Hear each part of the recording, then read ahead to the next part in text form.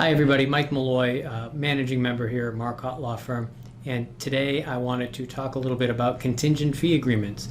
And these are the way that personal injury lawyers get paid for many personal injury suits, whether it's a car accident, a slip on a banana peel, or a medical malpractice case.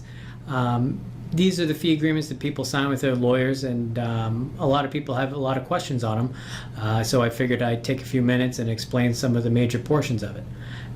Going back to a little history, these fee agreements were made so that people who are injured can have a more even playing field with the insurance companies, and they'd be able to hire experienced and competent lawyers. The way to think about it is the insurance company has deep pockets, so they can pay experienced lawyers, hundreds of dollars an hour to defend these cases, and most people don't have that same a luxury of paying an attorney by the hour. So what lawyers begin to do is say, okay, well, whatever we get for you, we're going to get a portion of that. And then people won't have any out-of-pocket expenses, and they're able to hire an experienced lawyer who's going to have motivation and some skin in the game. So that's the premise. There are a lot of nuances with all of these, since it is contingent, and I'll go over a couple of the main points. The first main point is the percentage. So the standard percentage is a third, which is a 33 1/3%.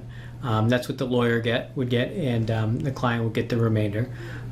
Every once in a while, you see a lawyer who will charge 40% flat fee, or flat rate, excuse me, and others will say, well, we'll charge you 33 1/3%, unless it goes to trial, and that way, at that point, we'll charge you 40%.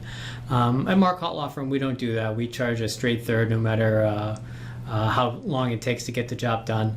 We find that our clients like the certainty of that. The only difference would be with sometimes with medical malpractice claims.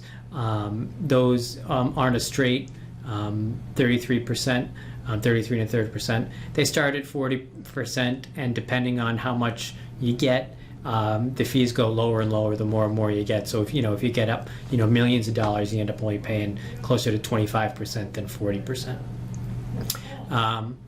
And with that, the only difference sometimes is that lawyers who don't have experience with personal injury cases refer clients to us, and we pay referral fees.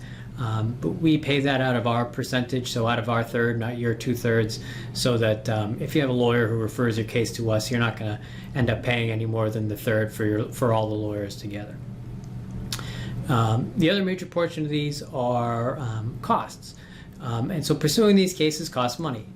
In the short term, you have to get medical records and police reports and other sort of investigative fees. And then in the long term, if you have to go to court, there are court costs.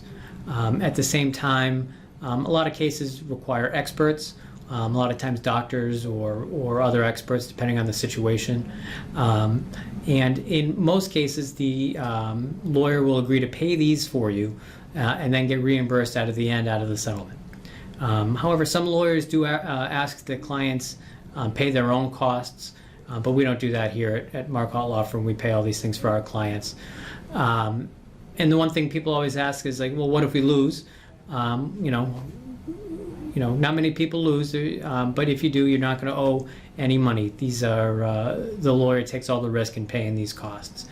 But with some of these agreements, sometimes what seems like a good case eventually turns out to be not so good, and many lawyers, including us, reserve the right to stop putting more money into these cases if we think it's not going anywhere. Those are the two main portions of it. There are some extra portions that a lot of lawyers have in their agreements about what happens if they take a case from another lawyer not being referred, or if you lose a case to another lawyer, just so that everybody can be fairly compensated for whatever work they did if you end up getting a settlement or a jury verdict down the road. But those are very standard as well in all these agreements. With that, something to keep in mind is that this is probably one of the most important documents you're going to sign if you end up hiring a personal injury lawyer. So it's important that you read the document, have the lawyer explain the document, ask questions about anything you don't understand, because the lawyer's the one who wrote this, and you have an obligation and the opportunity to learn everything about what you're signing, and you should be confident that you know what you're signing and that the attorneys explain to you to your satisfaction. If you have any questions about anything concerning contingent fee agreements, feel free to call or contact us, me or any of the lawyers here at Marcotte Law Firm. And we hope that this was informational. Thanks for watching.